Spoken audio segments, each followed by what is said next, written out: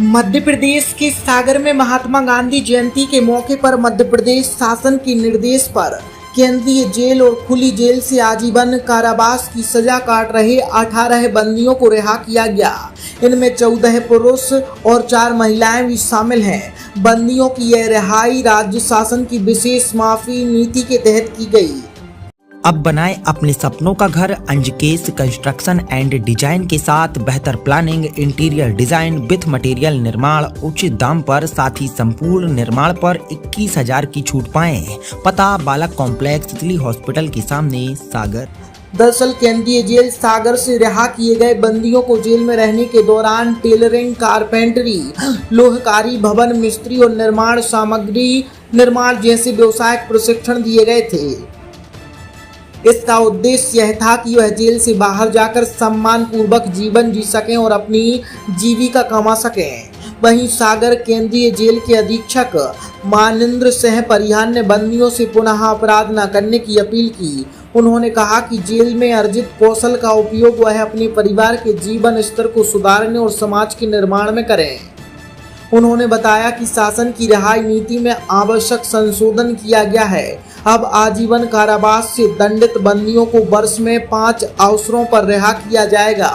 पूर्व में गणतंत्र दिवस, अंबेडकर जयंती, स्वतंत्रता दिवस और महात्मा गांधी जयंती पर बंदी रिहा किए जाते थे, लेकिन अब राष्ट्रीय जनजाति गौरव दिवस 15 नवंबर को भी आजीवन कारावास से दंडित बंदियों को पात्रता अनुसार रिहा किया जाएगा। हमारा नाम पुष्पेंद्र है। 302 के केस में जेल आए थे और आजीवन की सज़ा काट के आज हम रिहा हो रहा है। और हर एक अपराधी से यही कहना है, किसी भी प्रकार का अपराध ना करें और अच्छे शांति से अपने घर वालों के साथ समय व्यतीत करें।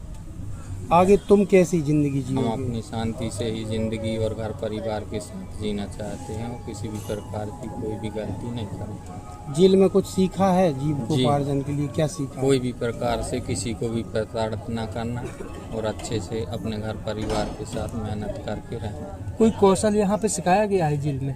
जी। क्या? कारखाने, दरी बुनाई और किसी भी प्रकार का फर्नीचर का काम है, सिलाई कारखाने का। जेल का वातावरण कैसा रहा? अच्छा रहा। कोई दिक्कत परेशानी हुई? किसी प्रकार की दिक्कत परेशानी। क्या नाम है? पुष्पेंद्र गिरधार। कहाँ से हो? बंडा। की रिहाई नीति के अनुसार वो वर्ष में 5 बार पात्र बंदियों की रिहाई की जाती है।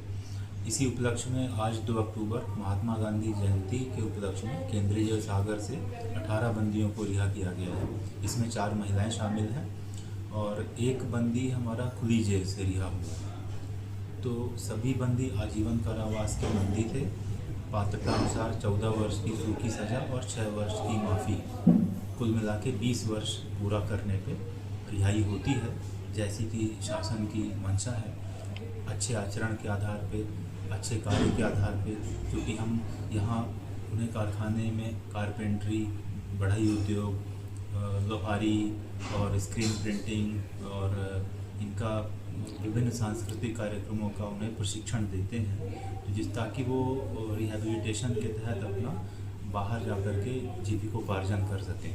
तो उनकी रिहाई के साथ हमने उनसे ये भी अपेक्षा की है कि दोबारा अपराध के रास्ते में नहीं पड़ें और शेष जो जीवन है अच्छे कार्यों के साथ, अच्छे आचरण के साथ, जैसा कि यहाँ भी उन्होंने उदाहरण प्रस्तुत किया है, बाहर समाज की मुख्य धारा में अच्छे से मिल जाए।